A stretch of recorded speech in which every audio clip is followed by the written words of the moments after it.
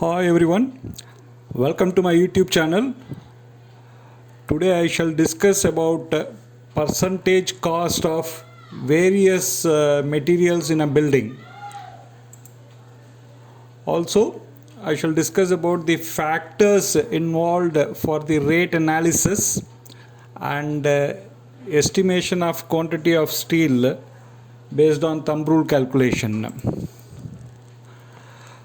Please watch till the end. If you like, please subscribe and press the bell icon. And please stay connected. हम today थोड़ा सा हिंदी में भी बोलना try करता हूँ.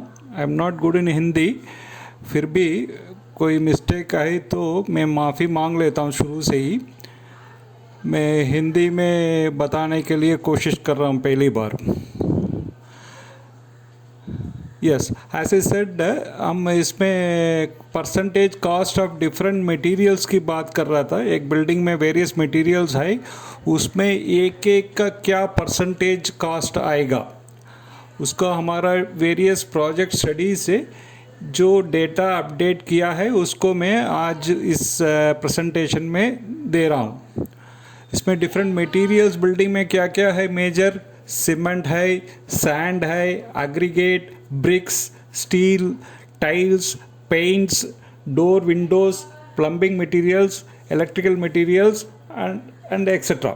सो ये सब मटेरियल्स की परसेंटेज क्या होता है. एक बिल्डिंग का कास्ट 20 लाख पड़ेगा तो एक एक मटेरियल्स की क्या परसेंटेज होता है वो कॉस्ट वाइज, वो मैं टेबलेट किया हूँ, वो डिस्कस करेंगे आज. एक सबसे इम्पॉर्टेंट अनाउंसमेंट है इसमें. इस प्रेजेंटेशन में मैं एक कॉन्टेस्ट अनाउंस कर रहा हूँ जो मेरा सब्सक्राइबर्स के लिए है. तो this channel is basically education channel है. It is not entertainment channel और ये कुकिंग चैनल नहीं है. सो इसमें क्या है, viewers they have to watch till the end which makes more sensible है. उसके लिए तो बीच बीच में 3 क्वेश्चंस पूछूंगा, उसको आप आंसर देना है. वो विनर्स के लिए कुछ सरप्राइजेस अनाउंसमेंट है, इसी आप वीडियो में देख सकता है. So the next is the content of this is percentage of cost of different materials and time versus cost in a project. Now the time, कितनी टाइम प्रोग्रेस किया है and cost of the project, relationship between the time and cost भी एक explain कर रहा हूँ. Plus factors for rate analysis. एक activities, एक कॉन्ट्रैक्ट को रेट एनालिसिस करना है तो क्या क्या डायरेक्ट एक्सपेंसेस है, क्या इनडायरेक्ट एक्सपेंसेस है, वो सभी में भी इसमें कैप्चर करके दिया हूँ. Estimation of quantity of steel. Beam में कितनी क्वांटिटी है केजी पर मीटर क्यूब, स्लैब में कितना है, कॉलम्स में कितना है, फुटिंग्स में कितना स्टील है, फॉर इमीडिएट एस्टिमेशन पर्पस के लिए. सो वो भी हम इसमें टेबलेट करके दिया हूँ. चलिए पहले हम एक कॉन्टेस्ट के बारे में फिर एक बार बताऊंगा. ये मेरा सब्सक्राइबर्स के लिए है. तो those who are watching my videos till the end, they can participate and give answers to the 3 questions. The first 5 correct winners will be announced in the next video itself with the details of the winners. So now how you have to answer the questions is you will have to give इसमें आपका answer केवल YouTube comment section में answer 1 2 3 करके इधर example दिया है. Answer एक example 1 workability 2 5%, 3 15 Newton पर स्क्वायर मीटर स्क्वायर mm. इस तरीके से आप लिख के आपका फ़ोन नंबर भी दे दीजिए, उसमें आपको इंटीमेट हो जाएगा. तो इसमें एक इंटरेक्टिव सेशन रहेगा, आपका भी एक मौका रहेगा इसमें पार्टिसिपेट करके चैनल में. So please watch the programme till the end and pick up these 3 questions and give your answers. I will also request, as I said, this is a education channel. and please spend at least half an hour's time every day for education or information knowledge के लिए, और half an hours for your health. So rest 23 hours of a happy day will be there always for you. And उसमें आप half an hour knowledge के लिए ये नहीं यही चैनल देखना है, you refer to different channels, you refer to different textbooks, but always keep a notebook and keep a note of it. It will be so helpful, which I am able to share my last 30 years of experiences in this channel is only due to that, because I have documented most of my work in my career, which I am able to present it to you. सो इस contest में please participate करिए, और winner को immediate information दे देगा. आप जो details आप दे सकता है, I have given a template, name, qualification, place, country, mobile number, mail ID and photos. Whatever photo you have you can share with me. I will try to incorporate the winner and I will try to flash in my next video. So पहले question है,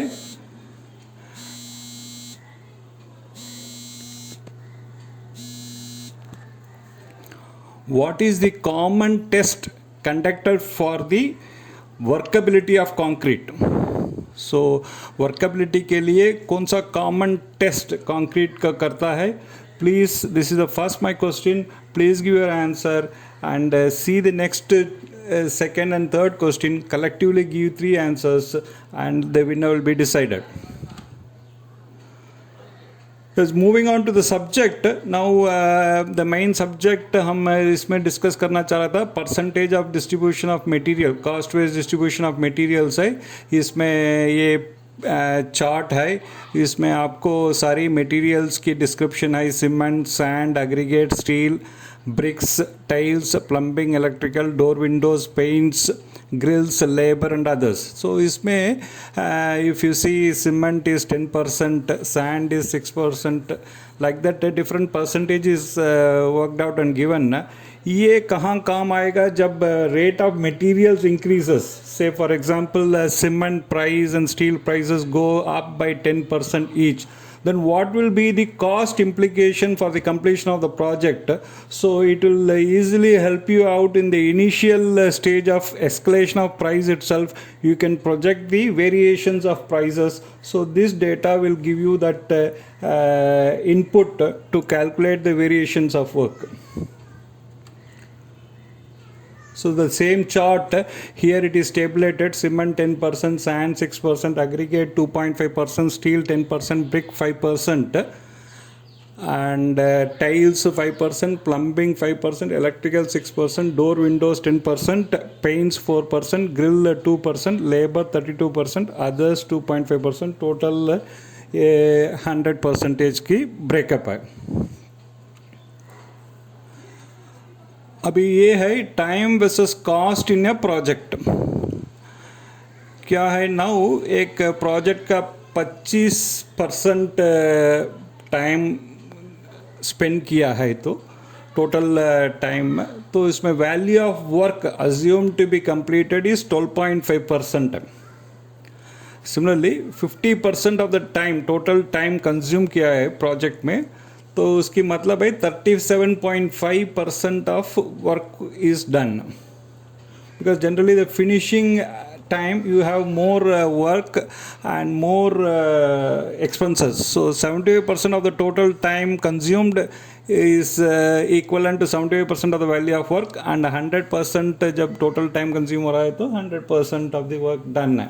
So this is an indication of time versus cost in a project.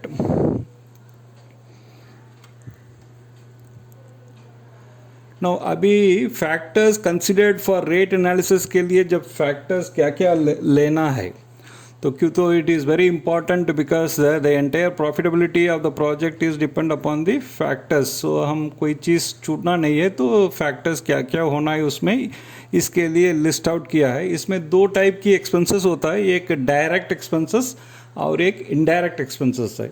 सो पहले हम direct expenses को, items को देखता हूँ, तो उसमें कॉस्ट ऑफ द मटेरियल्स होना है, allowance for wastage of materials रहना है, लेबर का कॉस्ट रहना है, what is a labour component, और equipment, machinery, tools, scaffolding, temporary structure, approaches, और water, fuel, electricity, miscellaneous and contingencies, quality test और सेफ्टी का भी एक होना चाहिए। तो क्वालिटी टेस्ट के लिए खर्चा जो आएगा सेफ्टी के लिए, उसका एक फैक्टर में इसी में भी डायरेक्ट कॉस्ट में भी लोड कर सकता है।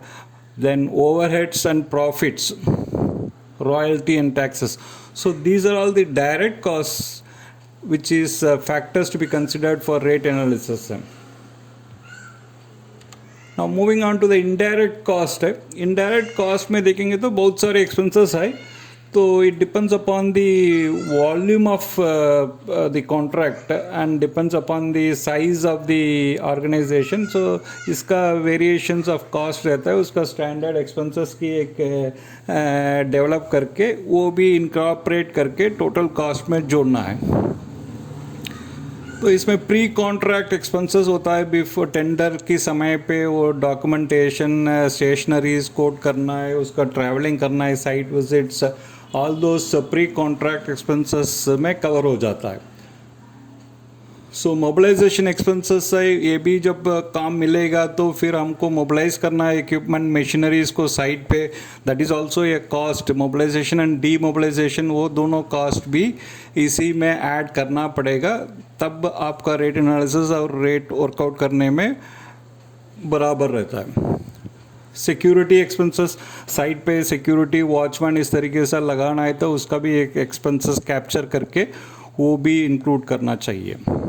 Yard preparation expenses, steel yard करना है, नई एक स्टोरेज यार्ड करना है, तो उसके लिए भी एक प्रिपरेशन एक्सपेंसेस की डिटेलिंग करके वो भी कॉस्ट में इंक्लूड करना है। लेबर कैंप्स है, if you have to construct a labour camp and accommodate labour at site, उसका कॉस्ट इंक्लूड करना है।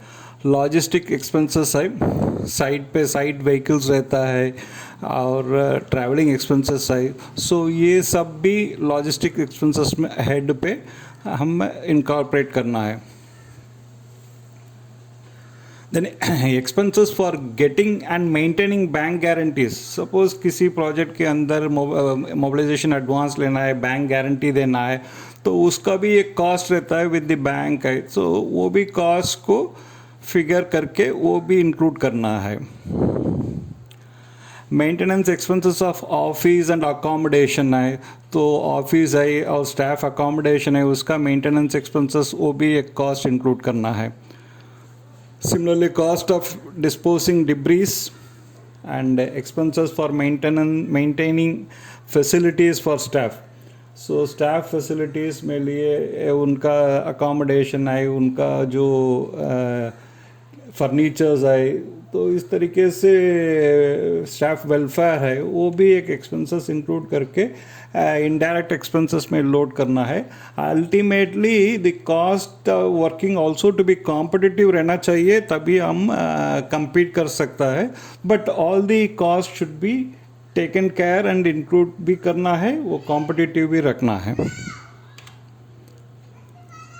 सो नाउ ये time for the second question है, प्लीज़ आप नोट कर लीजिए। Second question, what is the unit of 43 grade of cement. ये 43 grade cement का जो 43 का यूनिट क्या है?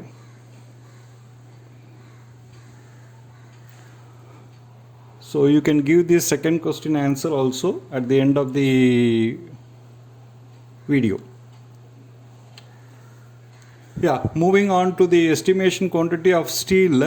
So एक steel का generally it is expressed in percentage है, percentage of cross sectional area of beam, columns है 1%, 1.5%, 2%, 3%, 4%, 5% रहता है। तो if that being the percentage है, what is the quantity of steel expressed in kg per meter cube of concrete, वो आपको हम right side में दिया हूँ। सो 1% is 75 kg per meter cube, 2% is 158 kg per meter cube, 3% is 235 kg per meter cube, 4% is 313 kg per meter cube। तो इस तरीके से टेबलेट किया है ये. Easily it can be related with density of steel 7850 into 1% is 78. So that is how this is worked out. So this table is in terms of percentage of steel versus steel quantity in kg per cubic meter. now ये है thumb rule. जब drawing नहीं है estimate करना है, एक budget पसंद करना है, उसमें आरसीसी क्वांटिटी है, स्लैब कंक्रीट में स्लैब बीम कॉलम फुटिंग का क्वांटिटी मिला है, तो वी कैन रफली अज्यूम इन दिस फैशन है. स्लैब में 80 kg पर क्यूबिक मीटर है, बीम में 120 kg पर क्यूबिक मीटर है, कॉलम में 180 kg पर क्यूबिक मीटर, फुटिंग में 80 kg पर क्यूबिक मीटर है. जब ड्राइंग फाइनल नहीं तो टेम्प्रोरी एक एस्टिमेशन के लिए ये यूनिट्स ये फिगर्स को लेके एस्टिमेट करके प्रोजेक्ट कर सकता है. So now the time for the third question. इसमें what is the chemical composition of steel. Fe 500 steel का इसमें एज पर IS स्टैंडर्ड में कार्बन कंटेंट मैक्सिमम कितना होना चाहिए.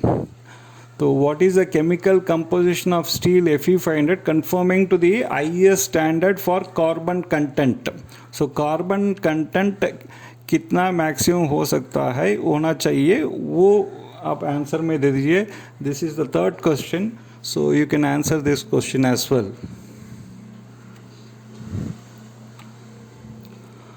So big thanks for watching and please share. And if you have not subscribed yet, please subscribe and press the bell icon. Thank you.